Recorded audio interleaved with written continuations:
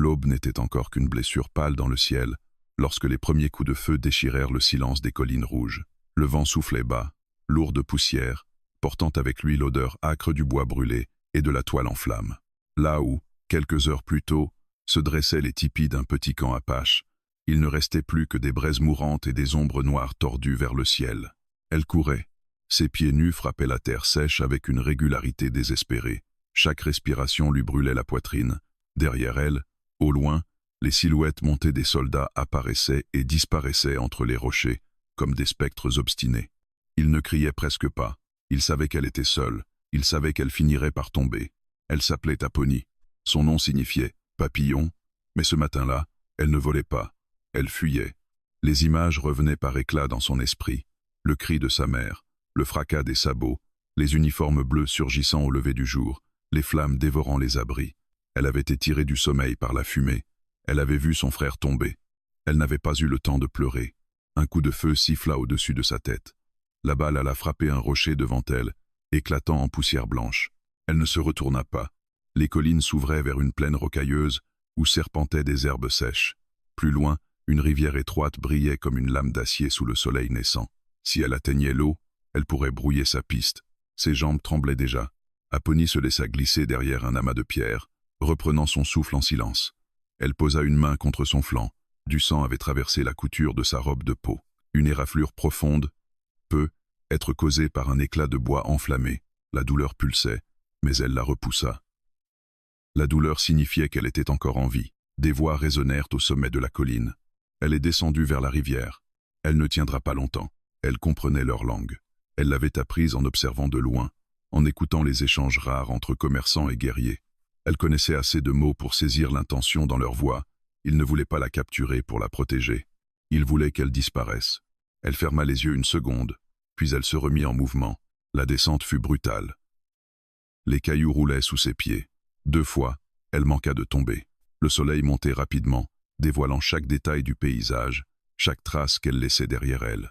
Elle atteignit enfin la rivière, se jeta à genoux et s'y enfonça jusqu'à la taille. L'eau glacée coupa son souffle. Sans hésiter, elle marcha à contre-courant sur plusieurs dizaines de mètres, les dents serrées pour ne pas gémir. Le courant effaçait ses empreintes. Le froid engourdissait ses membres, mais il nettoyait aussi le sang. Lorsqu'elle sortit de l'autre côté, ses vêtements collaient à sa peau. Elle grimpa vers une zone plus boisée, rare mais suffisante pour dissimuler sa silhouette. Chaque pas devenait plus lourd. Ses forces s'amenuisaient. Au sommet d'une petite crête, elle s'arrêta. Là, au milieu de l'immensité poussiéreuse, quelque chose rompit la monotonie du paysage. Une cabane en bois brut, adossée à une formation rocheuse. Un enclos simple entourait 2 chevaux. De la fumée s'élevait d'une cheminée étroite. Un homme vivait là. Aponi hésita. Les hommes blancs avaient apporté le feu et la mort ce matin-là. Pourquoi celui-ci serait-il différent? Pourtant, rester à découvert signifiait être rattrapé. Les soldats connaissaient ces terres. Ils fouillaient chaque ravin, chaque creux. Un nouveau coup de feu résonna au loin. La décision fut prise pour elle. Elle descendit en direction de la cabane, veillant à rester hors de vue autant que possible. À mesure qu'elle approchait, elle distinguait les détails. Des outils suspendus à un mur extérieur, une selle posée sur une barrière, un fusil appuyé près de la porte. L'endroit respirait la solitude. Elle contourna l'enclos, mais un des chevaux leva brusquement la tête et hennit. La porte s'ouvrit aussitôt. Un homme apparut sur le seuil. Grand, mince, le visage marqué par le soleil et le temps. Sa barbe de quelques jours encadrait une mâchoire dure. Il portait une chemise simple, poussiéreuse, et un revolver pendait à sa ceinture. Ses yeux trouvèrent immédiatement la silhouette tremblante d'Aponi. Ils se figèrent l'un sur l'autre. Le vent passa entre eux, soulevant la poussière. Elle vit son regard glisser vers sa blessure, vers l'état de ses vêtements brûlés. Elle vit aussi la méfiance, et quelque chose d'autre, une fatigue ancienne. L'homme descendit une marche, lentement. Aponi recula d'un pas, prête à fuir malgré son épuisement. Elle savait qu'elle ne pourrait pas courir longtemps. Des voix lointaines résonnèrent encore derrière la colline. L'homme les entendit aussi. Son regard changea. Sans dire un mot, il leva les mains légèrement, montrant qu'il ne tirait pas son arme. Puis, d'un geste lent, il se détourna de la porte et la laissa ouverte. Une invitation ou un piège. Le cœur d'Aponi battait si fort qu'elle croyait qu'il allait la trahir. Chaque instinct lui hurlait de ne pas faire confiance. Pourtant, les soldats se rapprochaient. Elle pouvait déjà distinguer le bruit des sabots sur la pierre. L'homme se tourna vers elle une dernière fois. Entre, dit-il simplement. Sa voix était rauque, mais calme. Apponyi resta immobile une seconde de plus. Puis elle franchit la distance qui les séparait, passa devant lui sans le regarder, et pénétra dans la cabane. L'intérieur était sombre, frais, une table, un lit étroit, un poêle en fonte, rien de superflu. L'odeur du café flottait encore dans l'air. L'homme referma la porte doucement. Dehors, les sabots résonnaient maintenant plus distinctement. La chasse n'était pas terminée.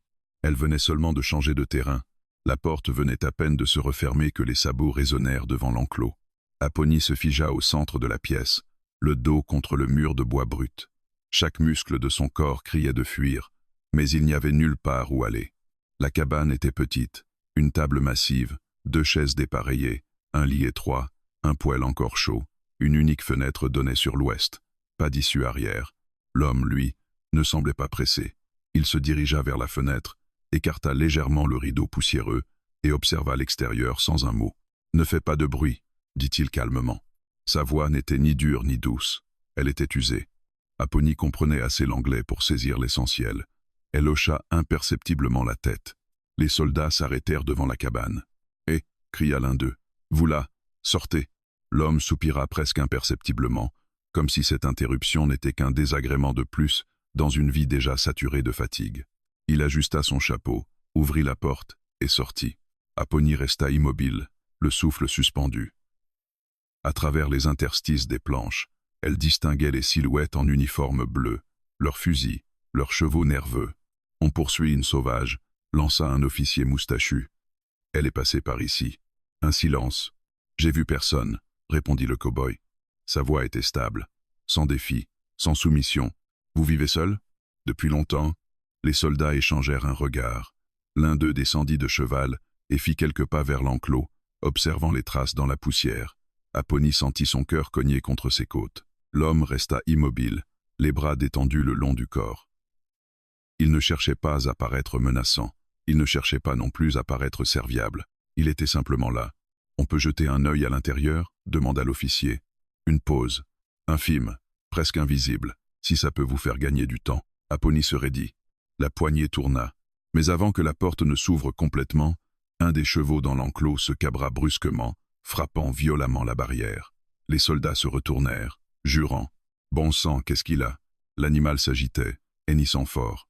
L'autre cheval l'imita. Le cowboy fit un pas vers l'enclos. Il n'aime pas les uniformes, dit-il sèchement. Et encore moins les armes. Les soldats hésitèrent. L'officier jeta un dernier regard vers la porte entr'ouverte, puis vers la colline. Elle ne peut pas être loin. On continue vers l'ouest. Ils remontèrent en selle. Les sabots s'éloignèrent lentement. Le silence revint. L'homme referma la porte. À l'intérieur, Apponyi le fixait, incrédule. Elle savait ce qu'il venait de faire. Le cheval ne s'était pas agité par hasard. Il avait lancé un caillou contre la barrière au moment précis où le soldat posait la main sur la poignée. Il venait de mentir pour elle. Il retira son chapeau, passa une main dans ses cheveux sombres, puis la regarda enfin vraiment. « Ils reviendront », dit-il. Elle resta silencieuse. Il observa la blessure à son flanc. « Asitstoy », elle ne bougea pas. Il soupira légèrement. « Si je voulais te livrer, je l'aurais déjà fait. » Ces mots firent leur chemin en elle. Lentement, elle s'assit sur la chaise la plus proche, prête à se lever au moindre geste brusque. Il prit une bassine, versa de l'eau claire, sortit un chiffon propre d'un tiroir. Ses gestes étaient précis, presque mécaniques. « Comment tu t'appelles » demanda-t-il. Elle hésita. « Apponyi ». Il répéta le nom, maladroitement mais avec respect. « Je m'appelle Daniel ». Elle nota qu'il ne portait ni insigne, ni signe militaire. Pourtant, quelque chose dans sa posture, dans sa manière d'observer l'extérieur, trahissait l'habitude du danger. Lorsqu'il s'approcha pour nettoyer la blessure, elle se tendit. « Ça va brûler ». Il avait raison. Elle serra les dents sans un cri. Il remarqua sa résistance. « Tu as déjà vu pire », murmura-t-il. Elle soutint son regard. « Oui ». Un silence s'installa. Le vent soufflait contre les parois de la cabane. Le monde extérieur semblait suspendu, mais tous deux savaient que ce répit ne durerait pas. « Pourquoi tu m'as aidé » demanda-t-elle finalement, dans un anglais hésitant mais clair. Il resta un instant sans répondre. « Parce que je suis fatigué de voir les mêmes choses se répéter. » Elle ne comprit pas tout, mais elle comprit l'essentiel. Il portait aussi un poids. Lorsqu'il eut terminé, il s'éloigna et posa le chiffon dans l'eau rougie. « Tu peux rester jusqu'à la nuit. Après, il faudra décider. » « Décider quoi » Si tu continues seul, ou pas. Le mot resta suspendu entre eux. Apollonie regarda autour d'elle. Cette cabane n'était pas un foyer chaleureux, c'était un refuge de fortune. Un homme qui s'était retiré du monde y survivait, jour après jour. Elle se leva lentement et s'approcha de la fenêtre. Au loin, une traînée de poussière indiquait la direction des soldats. Ils cherchaient toujours. Elle posa la main sur le rebord en bois. « Ils ne s'arrêteront pas, dit-elle. » Daniel hocha la tête. « Je sais. » Le soleil montait haut maintenant, écrasant la plaine sous sa lumière blanche. La journée serait longue. À l'extérieur, les chevaux s'étaient calmés. À l'intérieur, deux étrangers partageaient le même silence, la même menace. Daniel remit du bois dans le poêle. « Tu peux dormir un peu, » dit-il sans la regarder. « Je veille. » Apollonie hésita encore. Puis, contre toute logique, contre toute prudence, elle s'allongea sur le lit étroit. Elle ne ferma pas complètement les yeux. Mais pour la première fois depuis l'aube, elle ne courait plus. Dehors, le vent changea légèrement de direction. Et quelque part au-delà des collines, les soldats réalisaient qu'ils avaient peu être sous-estimé leur proie. La chasse continuait. Mais désormais, elle n'était plus seule. Le soleil était déjà haut lorsque Apollonie ouvrit les yeux. Elle ne savait pas combien de temps elle avait dormi. Quelques minutes, peu, être une heure. Assez pour que son corps, poussé à bout, cède malgré la peur. La lumière traversait les fines fissures des planches et dessinait des lignes dorées sur le sol poussiéreux. Daniel était assis près de la porte, immobile, son fusil posé en travers des genoux. Il ne dormait pas. Elle se redressa lentement. La douleur dans son flanc était toujours là, mais plus sourde. Le bandage tenait bon. Il avait fait du bon travail. Ils ne sont pas revenus, dit-il sans se retourner. Sa voix était basse, comme s'il avait peur de briser quelque chose de fragile. Apollonie ne répondit pas tout de suite. Elle observait la pièce avec plus d'attention que la veille. Chaque objet semblait avoir sa place précise. Rien d'inutile, pas de photos, pas de souvenirs accrochés au mur. Juste des outils, de la vaisselle simple, une couverture soigneusement pliée. Une vie réduite à l'essentiel. « Pourquoi tu vis ici ?» demanda-t-elle. Il prit le temps avant de répondre. « Parce que personne ne vient jusqu'ici. » Elle comprit ce qu'il ne disait pas. Il ne voulait plus voir personne. Ni soldats, ni ville, ni regards accusateurs. Elle se leva du lit, ses mouvements encore prudents. Son regard glissa vers la fenêtre. « Ils vont chercher encore. » Oui. Il ne cherchait pas à la rassurer. Il ne mentait pas. Un silence s'installa. Pas hostile, mais chargé. Apollonie se dirigea vers la table. Une miche de pain sec et un morceau de viande séchée y étaient posés. Elle hésita, puis en prit un petit morceau. Daniel la regarda du coin de l'œil. « Tu peux en prendre plus. Il faut garder pour après. » Il esquissa un léger mouvement de tête, presque un sourire. « Tu penses déjà à demain. » Toujours. Elle mangea lentement. Chaque bouchée semblait rendre un peu de couleur à son visage. Dehors, le vent s'était levé, balayant la plaine. La poussière montait en tourbillon, une bonne chose. Les traces s'effaçaient. Daniel s'éleva enfin. Il faut vérifier les chevaux. Il sortit. Apollonie resta quelques secondes immobile, puis le suivit. La lumière du jour l'aveugla un instant. La plaine semblait infinie, silencieuse, trompeuse. Les chevaux étaient calmes. Daniel inspecta les sabots, les sangles. Ses gestes étaient sûrs, presque tendres. Apollonie observa ses mains. Ce n'étaient pas des mains de citadin. Elles portaient des cicatrices anciennes, des marques de cordes, de poudre. « Tu has combattu », dit-elle. Il ne la regarda pas. Tout le monde a combattu ici. Pour qui? Il s'arrêta une fraction de seconde. Ça dépend du jour. Elle sentit la tension dans sa réponse. Le vent fit claquer une planche contre l'enclos. Apollonie se raidit immédiatement, le regard balayant l'horizon. Daniel le remarqua. Ce n'est rien. On apprend à ne jamais croire que ce n'est rien. Leurs yeux se croisèrent. Il y avait dans le regard d'Apollonie une vigilance presque sauvage. Un instinct de survie aiguisé par la perte. Ils retournèrent à l'intérieur. La chaleur commençait à s'installer dans la cabane. Daniel versa de l'eau dans une tasse et la lui tendit. « Pourquoi il te traque encore ?» demanda-t-il. Elle fixa l'eau avant de répondre. « Ils ont brûlé notre camp, mais certains ont résisté. Ils veulent que personne ne revienne. » Pour montrer qu'il contrôle ses terres, elle hocha la tête. « Si je vis, c'est une histoire qu'il ne contrôle pas. » Il comprit. Sa survie était un défi, un symbole. Daniel passa une main sur son visage. « Ils reviendront avec plus d'hommes. Alors je partirai. » Les mots étaient simples, déterminés. « Tu n'iras pas loin seul, dans ton état. » Elle le fixa. « Je suis allé loin toute seule. » Il soutint son regard. Pas cette fois. Un silence plus lourd tomba entre eux. Apollonie se leva brusquement, faisant quelques pas vers la porte. Elle ouvrit légèrement, scrutant les collines. « Tu regrettes déjà » lança-t-elle sans se retourner. Il resta assis. « Non. Alors pourquoi tu parles comme ça ?» Il prit une inspiration lente. « Parce que je sais comment ils pensent. Je les ai vus traquer des hommes pendant des semaines. Ils ne lâchent pas. » Elle se retourna lentement. « Tu étais avec eux. Ce n'était pas une question. » Il ne répondit pas immédiatement. « Oui. » Le mot était tombé comme une pierre. Apponyi sentit quelque chose se briser en elle. Une fissure dans la fragile confiance qui venait à peine de naître. « Tu portais le même uniforme. Pas toujours. Mais tu étais là. » Sa voix tremblait, non de peur, mais de colère contenue. Daniel se leva enfin. « J'étais éclaireur. Je connaissais ces terres mieux qu'eux. Ils avaient besoin de quelqu'un qui savait lire les traces. » Le silence se chargea d'électricité. « Alors tu sais comment ils me trouveront ?»« Oui. » Elle recula d'un pas. « Et tu m'as quand même laissé entrer. »« Oui. » Leur respiration était plus rapide. « Pourquoi ?» Il la regarda droit dans les yeux. « Parce que je suis fatigué d'être du mauvais côté de l'histoire. » Ses mots restèrent suspendus. Apponyi détourna le regard. Elle comprenait trop bien le poids des choix. « Combien de camps ?» demanda-t-elle doucement. Il serra la mâchoire. « Trop. » Elle ferma les yeux une seconde. La douleur dans son flanc n'était rien comparée à celle qui venait de s'installer entre eux. Le vent frappa la porte ouverte, la faisant claquer contre le mur. Daniel s'avança pour la refermer, mais Apponyi posa une main sur son bras. Un geste instinctif. Ils se figèrent. « S'ils viennent, dit-elle, tu ne devras pas mentir pour moi encore. »« C'est... Non, c'est... » Elle le fixa, surprise par la fermeté dans sa voix. « Pourquoi tu risquerais ta vie ?» Il hésita. Une seconde, pas plus. « Parce que la mienne n'a plus beaucoup de valeur si je continue à détourner les yeux. » Le silence se fit à nouveau. Mais cette fois, il n'était plus seulement méfiance. Il y avait quelque chose d'autre, quelque chose de fragile, d'inattendu. Au loin, un écho résonna.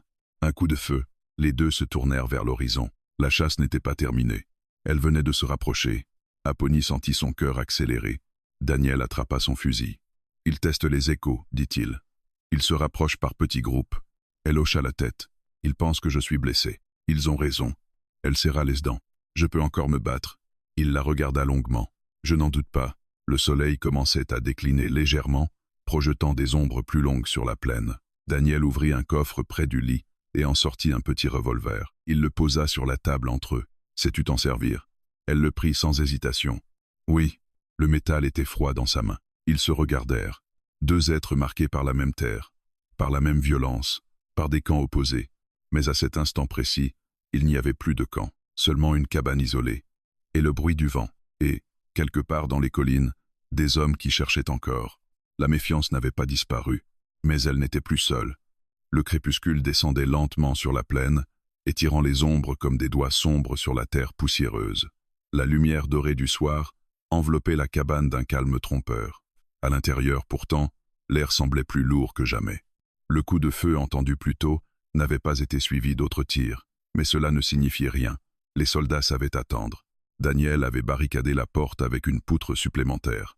Les volets étaient entr'ouverts juste assez pour observer sans être vus.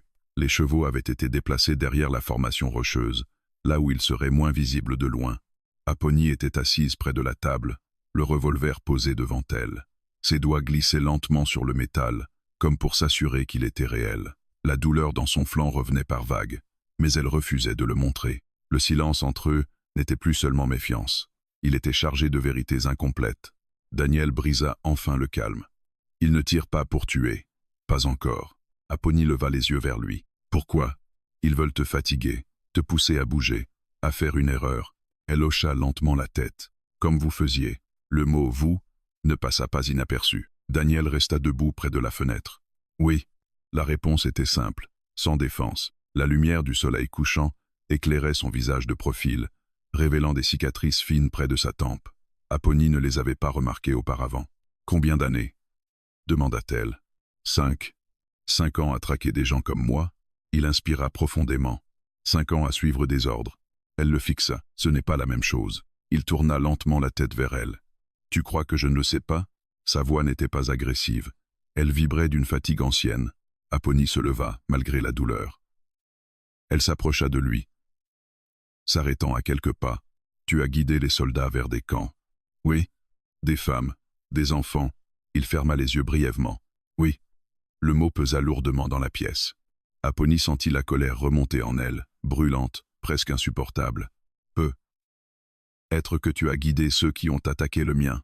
Daniel ne répondit pas immédiatement. Le vent souffla contre les planches, comme un murmure venu du passé. C'est possible, dit-il enfin. Le silence qui suivit fut brutal. Apollonie recula d'un pas, comme si elle venait d'être frappée. Ses mains tremblaient. Alors pourquoi je suis ici? La question n'était pas seulement dirigée vers lui. Elle était dirigée vers le destin, vers l'injustice, vers la cruauté du monde. Daniel posa son fusil contre le mur. Parce que j'ai quitté l'armée. Pourquoi? Il resta immobile un long moment avant de parler. Un matin, on a trouvé un camp au lever du jour. Il dormait encore. On nous avait dit que des guerriers s'y cachaient, mais il n'y avait que des familles, des enfants. Sa voix se brisa légèrement, presque imperceptiblement. J'ai compris ce jour-là que je ne protégeais personne. Je détruisais. Apollonie ne le quittait pas des yeux. Alors tu es parti. Non. Il serra les mâchoires. Je suis resté encore 6 mois. Elle fronça les sourcils. Pourquoi? Parce que partir, c'était admettre que j'avais été complice. Les mots tombèrent lourdement. Apollonie sentit la complexité de cet aveu. Il n'essayait pas de se justifier. Il ne cherchait pas son pardon. Il exposait simplement la vérité. Qu'est-ce qui t'a fait partir alors? Il s'approcha de la table, posa les mains dessus. Un garçon, pas plus de 10 ans. Il avait survécu au feu. Il me regardait comme si j'étais un monstre. Il avala difficilement. Il n'avait pas tort. La pièce sembla plus petite soudainement. Apollonie détourna le regard. Elle revoyait son propre frère, plus jeune encore, étendu près des flammes. Leurs fantômes se tenaient désormais entre eux. « Et tu crois que m'aider efface ça ?» demanda-t-elle doucement. Non. Il releva les yeux vers elle. Mais ne rien faire maintenant serait pire. Un bruit sec retentit dehors. Les deux se figèrent. Un cheval hennit brièvement. Daniel attrapa son fusil et se dirigea vers la porte, ouvrant légèrement pour observer. Apollonie le rejoignit, revolver en main. Au loin, une silhouette apparaissait sur la crête. Un soldat, seul. Il observait la cabane. Il savait. Daniel referma lentement la porte. Il nous teste. Combien sont-ils? Au moins 6. Peu. Être plus. Apollonie sentit son cœur accélérer. Ils reviendront cette nuit. Oui. Le crépuscule devenait plus sombre. Les couleurs du ciel viraient au violet profond. Daniel se tourna vers elle. Tu devrais partir avant qu'il fasse complètement nuit. Elle secoua la tête.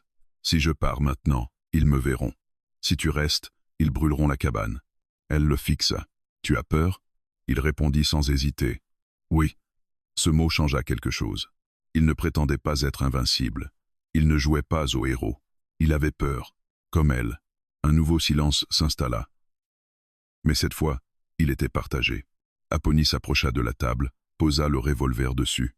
Si je pars, ils continueront à chercher. Oui. Si je reste, ils viendront ici. Oui. Elle leva les yeux vers lui. Alors on ne leur laisse pas choisir. Il comprit immédiatement. Tu veux les attirer ailleurs. Oui. Il réfléchit rapidement. Il y a un canyon à l'est. Étroit. Facile à défendre. Tu le connais? Mieux qu'eux. Leurs regards se croisèrent à nouveau. Il n'y avait plus seulement méfiance. Il y avait une décision qui prenait forme.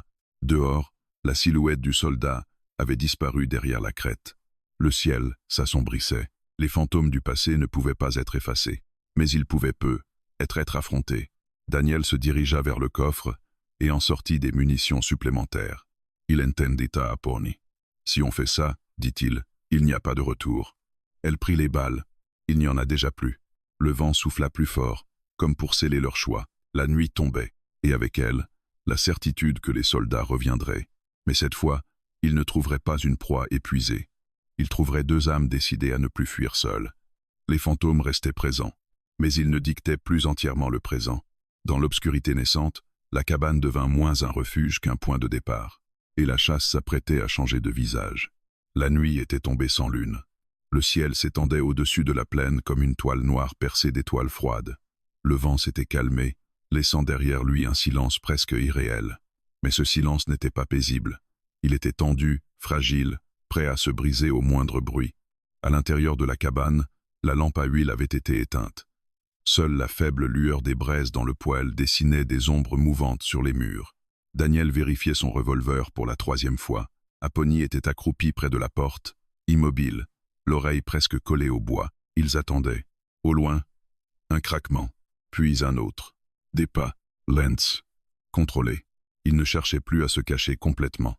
Il savait. Daniel croisa le regard d'Apollonie. Elle hocha la tête très légèrement. Ils étaient prêts. Un bruit de pierre déplacé derrière la cabane. Puis une voix. « On sait que tu es là !» cria un homme. Le ton n'était pas furieux. Il était sûr de lui. « On ne veut que la fille !» ajouta-t-il. Daniel serra la mâchoire. Apollonie sentit son cœur cogner contre ses côtes. « Source, Daniel, on ne te fera rien. » Il y eut un silence. Il connaissait son nom. Le regard de Daniel se durcit. « Ils ont parlé au ranch voisin » murmura-t-il. Un autre soldat s'avança sur le côté de la cabane.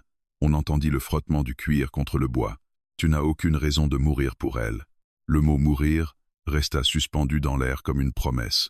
Apollonie sentit une vague de culpabilité l'envahir. « Je peux partir par l'arrière » chuchota-t-elle. Daniel secoua immédiatement la tête. « Ils t'attendent. » Un bruit sec contre la porte.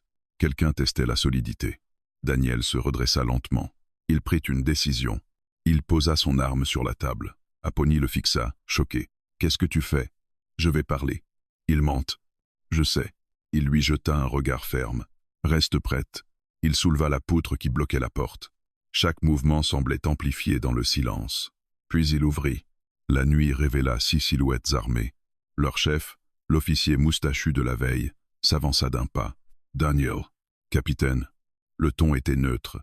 Ancienne reconnaissance entre hommes qui s'étaient déjà croisés. « On ne veut pas de problème. Pourtant vous en créez un. » Le capitaine soupira. Elle a participé à une attaque contre un détachement la semaine dernière. Apollonie, derrière la porte entr'ouverte, sentit la colère monter. « Mensonge » murmura-t-elle. Daniel ne bougea pas. Elle était dans un camp de famille. Les familles abritent des guerriers. Pas ce matin-là. Un silence tendu. Le capitaine plissa les yeux. « Two changes, Daniel. »« Non. » J'ouvre enfin les yeux. Les soldats échangèrent des regards. Le capitaine fit un pas de plus. « Écoute, remets-la nous. On dira que tu n'étais pas impliqué. » La proposition flotta un instant dans l'air. Apollonie sentit le sol vaciller sous ses pieds. C'était la sortie la plus simple pour lui. La plus logique. Daniel resta immobile. Non. Un mot. Clair. Définitif. Le capitaine observa son ancien éclaireur comme s'il le voyait pour la première fois. « Tu sais ce que ça signifie ?»« Oui. »« Tu deviens complice. »« Alors j'assume. » Le silence se brisa brutalement. Un soldat leva son arme. Daniel réagit plus vite. Il plongea sur le côté. Un coup de feu éclata. Le bois de la porte explosa en éclats. À l'intérieur, Apollonie tira presque en même temps. Son tir fit reculer un soldat qui cria en tombant à genoux. La nuit s'embrasa soudainement de détonations. Daniel roula derrière un abreuvoir renversé. « À l'arrière » cria-t-il. Apollonie se déplaça rapidement vers la petite fenêtre. Un soldat tentait de contourner la cabane. Elle le tira. Il se jeta au sol. Les chevaux paniquèrent, frappant contre l'enclos. La scène devint chaotique. Les soldats se dispersaient pour encercler la cabane. Daniel comprit immédiatement. Il voulait les forcer à l'intérieur. « Ils vont brûler la cabane » cria-t-il. Comme pour confirmer ses mots, une torche fut allumée. Apollonie sentit une peur glaciale l'envahir. Pas le feu, pas encore. Daniel se redressa brièvement et tira, brisant la torche avant qu'elle ne touche le mur. Les flammes tombèrent dans la poussière. Mais un autre soldat se préparait déjà. « On ne tiendra pas longtemps ici » lança Apollonie. Daniel hocha la tête. Les chevaux, ils échangèrent un regard. C'était maintenant. Daniel ouvrit brusquement la porte et tira 2 coups rapides pour forcer les soldats à se couvrir. Apollonie courut vers l'enclos, se glissant derrière les ombres. Une balle siffla près de son oreille. Elle détacha la barrière en un geste précis. Les chevaux jaillirent comme une tempête, traversant la ligne des soldats dans un chaos de sabots et de poussière. Les hommes jurèrent, se dispersant. Daniel attrapa la main d'Apollonie. Maintenant, ils contournèrent la cabane, profitant de la confusion. Un soldat les aperçut. Là, un tir éclata. Daniel vacilla légèrement. Apollonie sentit son cœur s'arrêter. « Tu es touché ?»« Pas grave. » Ils coururent vers la formation rocheuse derrière la cabane. Les coups de feu retentissaient encore. La cabane prit feu. Les flammes montèrent lentement, éclairant la nuit d'une lueur orange. Daniel se retourna une seconde. Son refuge. Son isolement. Tout disparaissait. Il ne détourna pas le regard longtemps. Ils atteignirent les rochers. La poussière et la fumée couvraient leur fuite. « Le canyon » souffla-t-il. Ils commencèrent à grimper vers l'est, leur respiration brûlante dans l'air froid. Derrière eux, les soldats tentaient de reprendre le contrôle de leurs chevaux affolés. La poursuite n'était pas terminée, mais elle venait de changer. Daniel jeta un dernier regard vers les flammes. Sa vie d'avant brûlait avec la cabane. Il n'y avait plus de retour possible. À ses côtés, Apollonie courait malgré la douleur. Ils n'étaient plus deux étrangers liés par hasard. Ils étaient désormais deux fugitifs liés par choix. La décision avait été prise, et le prix venait d'être payé. La nuit les engloutit alors qu'ils disparaissaient dans les hauteurs rocheuses. Derrière eux, le capitaine observait les flammes avec une colère froide. « Poursuivez-les à l'aube », ordonna-t-il. La chasse continuait, mais cette fois, elle ne se terminerait pas par une simple capture. Elle deviendrait personnelle, et dans l'obscurité des montagnes, deux silhouettes avançaient vers un destin qu'aucun des deux n'aurait imaginé quelques jours plus tôt.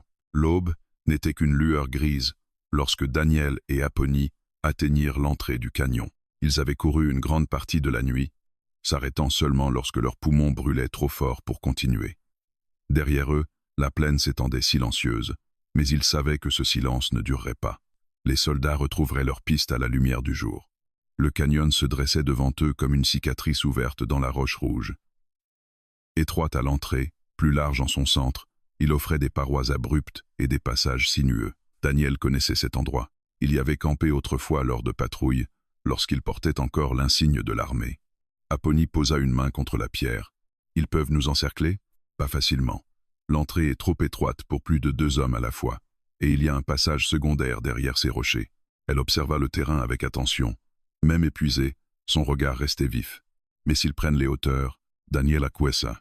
Alors on sera pris au piège. » Le soleil commençait à colorer les sommets de teintes orangées. Ils avaient peu de temps. Daniel examina son bras gauche. La balle de la nuit précédente l'avait effleuré, laissant une entaille profonde mais non mortelle. Le sang avait séché sur sa manche. Apponyi remarqua la raideur dans ses mouvements. « Laisse-moi voir. » Il hésita, puis retira sa chemise partiellement déchirée. La plaie n'était pas belle. Rouge, gonflée. Apponyi déchira un morceau de tissu propre et nettoya la blessure avec l'eau qu'il leur restait. « Tu has perdu du sang. J'ai connu pire. Pas avec 6 soldats derrière toi. » Il ne répondit pas. Un bruit de pierre roula au loin. Les deux se figèrent. Des silhouettes apparaissaient déjà sur la crête opposée. Ils étaient rapides. Ils ont suivi les traces malgré la nuit, murmura Daniel. Ils sont plus nombreux? Au moins 8. Apponyi serra les revolvers. Alors on les ralentit ici. Daniel observa l'entrée du canyon. On ne les affronte pas tous d'un coup, on les attire. Il se déplaça rapidement vers un amas de rochers instables près du passage étroit. Avec effort, il repositionna quelques pierres. Si on tire ici, ça peut provoquer un éboulement partiel. Apponyi comprit immédiatement. Bloquer l'entrée. Oui. Les soldats approchaient prudemment, fusils levés. Le capitaine était en tête. « Daniel !» cria-t-il. « Ça n'a pas besoin de finir comme ça. » Le vent porta l'écho de sa voix dans le canyon. Daniel répondit calmement. « Alors repartez. » Un rire bref. « Tu sais qu'on ne peut pas. » Un coup de feu éclata. La balle frappa la roche au-dessus d'Apponyi. Elle riposta aussitôt, forçant les soldats à se couvrir. Daniel tira 2 coups précis vers l'entrée. Un soldat tomba en arrière. La fusillade résonna entre les parois, amplifiée par l'écho. Les soldats tentèrent d'avancer, mais l'étroitesse du passage les ralentissait. Daniel fit signe à Apponyi. Maintenant, il tira vers les pierres instables. Un grondement sourd se fit entendre. Les rochers basculèrent, dévalant l'entrée du canyon dans un fracas assourdissant. La poussière envahit l'air. Des cris. Lorsque le nuage se dissipa légèrement, l'entrée était partiellement obstruée. 2 soldats étaient blessés, les autres s'étaient repliés hors de portée. Un silence tendu s'installa. « Ça ne les arrêtera pas longtemps », dit Apponyi. « Non, mais ça nous donne du temps. » Ils reculèrent plus profondément dans le canyon. Le passage secondaire menait vers une petite corniche en hauteur, offrant une vue stratégique sur l'entrée. Ils grimpèrent avec difficulté. Daniel respirait plus lourdement. « Tu dois ralentir, » dit-elle. « On n'a pas ce luxe. » Ils atteignirent la corniche juste au moment où les soldats commençaient à dégager les rochers. Le capitaine leva les yeux et aperçut leur silhouette. « Vous êtes coincés. » Sa voix résonna contre la pierre. Daniel répondit d'un ton calme. « Peut être. » Le soleil était désormais haut. La chaleur montait. Les soldats s'organisèrent, 2 restant en couverture pendant que les autres tentaient d'escalader les côtés. Apponyi repéra un mouvement à gauche. « Ils prennent les hauteurs. » Daniel jura doucement. « S'ils passent au-dessus de nous, on est pris entre 2 feux. » Ils échangèrent un regard. Il n'y avait plus d'hésitation dans leurs yeux. Apponyi se déplaça agilement vers une autre position, utilisant les reliefs naturels pour se dissimuler. Un soldat atteignit un promontoire. Elle le tira. Il bascula en arrière. Le capitaine cria des ordres. Les tirs se multiplièrent. Une balle frôla la jambe d'Apponyi. Elle vacilla mais resta debout. Daniel la couvrit, tirant avec précision malgré la douleur dans son bras. Le combat dura de longues minutes, chaque seconde semblant s'étirer. Puis le capitaine changea de stratégie. « Reculez » cria-t-il. Les soldats se replièrent hors de vue. Un silence étrange suivit. Trop étrange. Daniel plissa les yeux. Il prépare autre chose. Apponie observa l'entrée. Puis elle comprit. Le feu. Daniel sentit son estomac se nouer. Les soldats ramassaient des broussailles sèches au pied du canyon. Ils vont nous enfumer. La chaleur naturelle du canyon deviendrait un piège. On ne peut pas rester ici, dit-elle. Daniel acquiesça. Le passage secondaire. Ils se déplacèrent rapidement vers l'arrière du canyon, là où un sentier étroit serpentait entre deux parois. Derrière eux, la fumée commençait déjà à monter. Le vent soufflait dans leur direction. Mauvais signe. Ils avancèrent en grimpant, utilisant chaque prise naturelle. La fumée envahit bientôt l'espace derrière eux. Les soldats avaient allumé plusieurs feux. Ils veulent nous pousser vers la sortie principale, dit Daniel, ou vers la falaise. Ils atteignirent un plateau étroit. Devant eux, un ravin abrupt. Derrière eux, la fumée et des soldats qui tentaient déjà d'escalader par les côtés. Daniel regarda Apponie. Il savait. C'était le moment. Il y a un passage en bas, dit-il. Caché. On doit descendre par ici. Il montra une paroi escarpée. C'est trop raide. On n'a pas le choix. Les soldats apparurent sur la crête opposée. Le capitaine les aperçut. Fin de course, cria-t-il. Daniel fixa Apponie. Tu me fais confiance? Elle soutint son regard. Oui. Un mot simple. Mais cette fois, sans fissure, Daniel attacha rapidement une corde courte autour d'un rocher solide. Il passa la corde autour de son torse. Je descends d'abord. Ensuite toi. Les tirs reprirent. La fumée montait. Il se laissa glisser le long de la paroi. Une balle frappa la roche près de sa main. Il serra les dents, continuant sa descente. Il atteignit une petite plateforme à mi-hauteur. À toi. Apponie prit une inspiration profonde. Les soldats s'approchaient. Sans hésiter, elle se laissa glisser à son tour. Une balle siffla près de son épaule. Elle ne cria pas. Elle atteignit Daniel. Il coupa la corde. Les soldats jurèrent. Ils venaient de disparaître hors de vue. En contrebas, un étroit passage menait vers l'arrière des montagnes. Ils commencèrent à courir à nouveau. La fumée s'élevait derrière eux, couvrant leur fuite. Le siège était brisé. Mais la poursuite ne faisait que s'intensifier. Daniel sentit ses forces diminuer. Apponie le soutint légèrement sans un mot. Ils avançaient maintenant comme une seule entité. Plus de passé, plus de camps opposés. Seulement la survie. Et quelque chose de plus. Une alliance forgée dans le feu. Derrière eux, le capitaine observait la fumée avec une rage froide. Ils ne peuvent pas aller loin, dit-il. Mais au fond de lui, il savait. Ce n'était plus une simple chasse. C'était devenu un duel. Et dans les montagnes brûlantes, deux fugitifs continuaient d'échapper à l'étau. Pour combien de temps encore? Personne ne pouvait le dire. Le vent des hauteurs était plus froid. Après avoir échappé au canyon enfumé, Daniel et Apponie avaient marché jusqu'à ce que leurs jambes ne soient plus que des mécanismes douloureux. Les montagnes s'élevaient autour d'eux, plus grises, plus austères que les plaines brûlées qu'ils avaient laissées derrière. Ici, la terre semblait moins appartenir aux hommes. Mais les soldats étaient toujours là. On apercevait parfois, loin en contrebas, un reflet métallique ou une poussière soulevée. Le capitaine ne renonçait pas. Daniel s'arrêta près d'un pin tordu par le vent. Il posa une main contre le tronc, cherchant son souffle. Son bras blessé tremblait légèrement. Apponie l'observa sans rien dire. « On doit continuer avant la nuit », murmura-t-il. « Tu vas tomber si tu continues comme ça. » Il esquissa un sourire fatigué. « J'ai tenu pire. » Elle s'approcha, posa sa main sur son bras valide. Pas cette fois. Il la regarda. Il n'y avait plus d'accusation dans ses yeux, plus de méfiance. Seulement une inquiétude sincère. Leur relation avait changé sans qu'aucun mot ne l'annonce. Ils trouvèrent un abri naturel entre deux rochers, suffisant pour disparaître au regard depuis la vallée. Apponie s'agenouilla pour examiner la blessure de Daniel.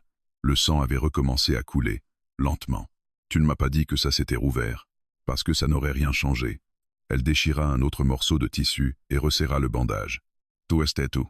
On me l'a déjà dit. » Un silence plus doux s'installa.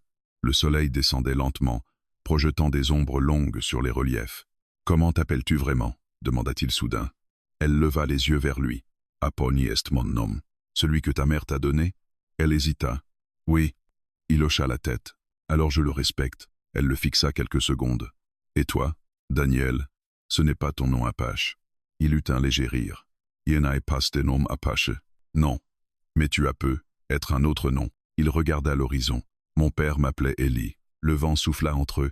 Pourquoi Daniel alors? L'armée aimait les noms simples. Elle comprit. Un nom qu'on pouvait crier dans la poussière. « Eli, répéta-t-elle doucement. Le son semblait plus personnel, plus humain. Il la regarda comme si personne n'avait prononcé ce nom depuis longtemps. Au loin, un écho de voix. Ils se figèrent. Les soldats grimpaient. Ils avaient trouvé un autre passage. Ils apprennent vite, murmura Ellie. Apponyi observa les hauteurs. Nous aussi. Elle se leva. Il y a une crête plus loin. Si on l'atteint avant eux, on pourra descendre vers la rivière du Nord. La rivière est loin. Oui. Mais elle effacera nos traces. Il hocha la tête. Ils reprirent la marche. Chaque pas devenait un effort partagé. Lorsque Daniel vacillait, Apponyi ralentissait sans le dire. Lorsqu'elle ressentait une douleur vive à son flanc, il ajustait leur trajectoire vers des terrains moins escarpés. Ils n'étaient plus deux survivants séparés. Ils étaient devenus un rythme commun. La montée vers la crête fut difficile. Les pierres roulaient sous leurs pieds. Le vent se levait à nouveau, sifflant dans les fissures des rochers. Derrière eux, un coup de feu éclata. Trop loin pour être précis, mais assez proche pour rappeler la menace. « Ils veulent nous presser », dit Ellie. « Alors on ne leur donne pas ce plaisir. » Elle accéléra malgré la fatigue. Ils atteignirent enfin la crête au moment où le soleil touchait l'horizon. Devant eux s'étendait une vallée plus verte, traversée par un ruban d'eau scintillant. La rivière. Ellie sentit un bref soulagement. Encore quelques heures. Apponyi observa le paysage. Si on descend maintenant, ils nous verront. Il réfléchit. On attend la nuit. Ils s'abritèrent derrière un rocher. Le ciel se teinta d'orange, puis de pourpre. La fatigue les enveloppait. Apponyi brisa le silence. Quand tu es parti de l'armée, tu es venu ici directement? Non. Où es-tu allé? Il regarda ses mains. J'ai essayé de retourner en ville, trouver du travail. Mais les regards, ils savaient. Ils voyaient ce que j'avais fait. Alors tu t'es caché. Oui. Elle hocha lentement la tête. Moi aussi. Il la regarda. Tu t'es caché avant? Quand j'étais enfant, lors de la première attaque que j'ai vue, ma mère m'a dit de ne pas pleurer, de respirer doucement, d'attendre que les hommes passent. Le souvenir passa dans ses yeux comme une ombre. Cette fois, il n'y avait personne pour me dire quoi faire. Ellie sentit quelque chose se serrer en lui. Maintenant tu n'es plus seul. Elle le fixa. Toi non plus. Leurs regards restèrent liés un instant plus long que nécessaire. Puis un bruit de pierre derrière eux. Un soldat venait d'apparaître à une dizaine de mètres. Il s'était approché plus vite que prévu. Le soldat leva son arme. Apponyi réagit la première. Untir. L'homme tomba en arrière. Mais d'autres silhouettes apparurent. Kurez, cria Ellie. Ils se levèrent d'un bond et commencèrent à descendre la pente vers la vallée.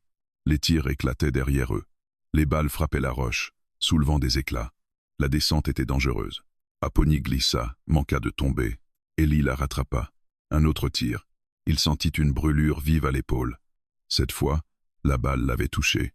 Il chancela. Ellie. Continue. Le sang coulait le long de son bras. Les soldats descendaient prudemment mais sûrement. La rivière n'était plus qu'à quelques centaines de mètres. On ne tiendra pas comme ça, dit-il. Apponyi s'arrêta brusquement. C'est. Elle tira vers les soldats pour les ralentir. Puis elle se plaça sous son bras valide, le soutenant. On descend ensemble. Ils atteignirent enfin la rivière. Sans hésiter, Apponyi entraîna Ellie dans l'eau glacée. Le choc fut brutal, le courant était fort. « Marche dans l'eau !» cria-t-elle.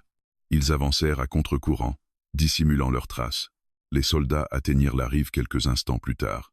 Ils hésitèrent. La nuit tombait rapidement. Le capitaine observait la rivière avec frustration. Puis il donna un ordre. Les soldats se dispersèrent le long des berges. Mais l'obscurité devenait leur allié. Apponyi et Ellie sortirent de l'eau bien plus loin, derrière un rideau de rochers. Ils s'effondrèrent presque simultanément. Le froid les faisait trembler, mais ils étaient vivants. Apponyi examina la nouvelle blessure d'Ellie. « Ça va ?» Il hocha faiblement la tête. « Ils sont toujours là. »« Oui. » Elle regarda les étoiles apparaître dans le ciel, mais ils commencent à douter. Ellie esquissa un sourire douloureux. « Pourquoi ?» Parce qu'ils pensaient chasser une proie. Elle tourna les yeux vers lui. Maintenant, ils poursuivent deux ombres. Le vent souffla doucement sur la vallée. Les soldats cherchaient encore. Mais dans l'obscurité grandissante, Apponyi et Ellie s'étaient fondus dans la montagne. La traversée n'était pas terminée. Mais pour la première fois, la peur n'était plus ce qui les guidait. C'était autre chose. Quelque chose qui ressemblait à une promesse silencieuse. Et au-dessus d'eux, les étoiles veillaient sur deux fugitifs qui n'étaient plus simplement en fuite, mais en train de choisir leur propre chemin. L'aube naquit dans un silence presque sacré. La vallée était enveloppée d'une brume légère, suspendue au-dessus de la rivière comme un voile fragile. Les montagnes, sombres silhouettes contre le ciel pâle, semblaient garder leur secret. Après la fuite dans l'eau glacée, Apollonie et Élie avaient trouvé refuge sous un surplomb rocheux, dissimulé par des buissons épineux. Élie dormait à moitié, fiévreux. La balle avait traversé son épaule sans rester coincée, mais la perte de sang l'avait affaibli. Apollonie avait nettoyé la plaie du mieux qu'elle pouvait. Elle n'avait presque pas dormi, surveillant à tour de rôle la vallée et la respiration irrégulière de l'homme à ses côtés. Au lever du soleil, elle entendit des voix lointaines. Les soldats, toujours là. Ils fouillaient méthodiquement les berges. Le capitaine ne voulait pas rentrer sans victoire. Apollonie posa une main sur l'épaule d'Élie. Ils sont proches. Il ouvrit les yeux lentement. La fièvre y brillait, mais sa lucidité restait intacte. Combien? Assez. Il tenta de se redresser. Une grimace traversa son visage. On doit monter plus haut. Tu peux marcher? Il la regarda droit dans les yeux. Je peux essayer. Elle l'aida à se lever. Chaque mouvement lui coûtait, mais ils avancèrent. Le sentier qui menait vers les hauteurs était étroit, presque invisible pour qui ne connaissait pas la montagne. Apollonie l'avait repéré à la lumière de la lune. Derrière eux, un cri. Des traces ici. Le temps s'accéléra. Ils grimpèrent plus vite. Élie respirait difficilement. « Laisse-moi, murmura-t-il. Apollonie s'arrêta net. « Non. Si je les ralentis. Non. » Sa voix ne tremblait pas. « Je ne te laisserai pas. » Leur regard se verrouilla. Il comprit qu'il ne la ferait pas changer d'avis. Ils continuèrent. Le sentier débouchait sur un plateau rocheux, dominé par un étroit canyon secondaire. Une impasse, ou une dernière défense. Élie observa rapidement le terrain. Si on se place ici, ils devront monter un par un. Apollonie hocha la tête. Ils se positionnèrent derrière des rochers naturels. Les soldats apparurent quelques minutes plus tard, avançant prudemment. Le capitaine leva les yeux. Il les vit. « C'est fini, cria-t-il. » Le vent emporta ses mots. Élie répondit calmement. « Vous auriez pu rentrer chez vous. » Le capitaine secoua la tête. « Pas sans elle. »« Pourquoi ?» demanda Apollonie, la voix claire malgré la fatigue. Le capitaine la fixa. « Parce que tant que tu es libre, les autres croiront qu'ils peuvent l'être aussi. » Le silence pesa lourd. Apollonie comprit. Ce n'était plus une simple traque. C'était un symbole. Elle leva son arme. « Alors venez me prendre. » Le premier soldat tenta de grimper. Elle y tira. L'homme retomba. Un deuxième tenta par la gauche. Apollonie l'arrêta net. La fusillade éclata à nouveau. Les balles ricochaient contre la pierre. La fumée de poudre s'élevait dans l'air froid du matin. Élie sentit ses forces diminuer. Chaque tir devenait plus difficile. Un soldat réussit à atteindre un promontoire latéral. Apollonie le vit trop tard. Un coup de feu. Élie fut projetée en arrière. Elle sentit le monde basculer. Il était tombé contre la roche. Le sang s'étalait sur sa chemise. Il respirait encore, mais faiblement. La rage monta en Apollonie comme une tempête. Elle se redressa. Ses tirs devinrent plus précis, plus déterminés. Un à un, les soldats furent forcés de reculer. Le capitaine resta seul en avant. Il monta lentement, arme abaissée. « Ça suffit, dit-il. Apollonie les fixe, revolver pointé. Recule. Regarde-le, dit-il en désignant Élie. Il ne survivra pas. La douleur la traversa, mais elle ne baissa pas son arme. Recule. Le capitaine observa ses hommes blessés, l'entrée étroite, la position stratégique. Il comprit, il avait perdu. Pas seulement le combat, la certitude. Il fit un pas en arrière, puis un autre. « Cette terre ne sera jamais tranquille, dit-il. » Apollonie répondit doucement. « Elle ne vous a jamais appartenu. » Le capitaine resta immobile une seconde. Puis il tourna les talons. Les soldats se retirèrent lentement. Le silence retomba. Apollonie lâcha son arme et se précipita vers Élie. « Reste avec moi. » Il ouvrit les yeux difficilement. « Ils sont partis ?»« Oui. » Un léger sourire effleura ses lèvres. Alors ça valait le coup. Elle serra sa main. « Ne parle pas. » Le vent soufflait doucement sur le plateau. Le sang coulait trop vite. Apollonie comprit. Elle posa son front contre le sien. « Tu n'es plus seul, » murmura-t-elle. Il rassembla ses dernières forces. « Toi non plus. » Sa main se relâcha lentement. Le silence devint total. Les montagnes restèrent immobiles. Apollonie resta ainsi longtemps, immobile, le cœur brisé mais debout. Puis elle se releva. Elle enterra Élie sur le plateau, face à la vallée. Elle grava son nom Élie dans la pierre avec la pointe d'un couteau. Pas Daniel. Élie. Le nom qu'il avait choisi de lui confier. Lorsque le soleil atteignit le sommet des montagnes, elle se tint devant la tombe. Elle aurait pu fuir plus loin, se cacher encore, mais quelque chose avait changé. Elle descendit vers la vallée. Plus loin, au nord, il existait des terres plus isolées, plus libres. Elle marcherait, pas comme une proie, mais comme une survivante. Les soldats ne reviendraient pas de sitôt. Ils avaient vu que la peur ne suffisait plus. À la tombée du soir, Apponie atteignit une crête surplombant une vaste étendue sauvage, une terre nouvelle. Elle s'arrêta, le vent souleva ses cheveux.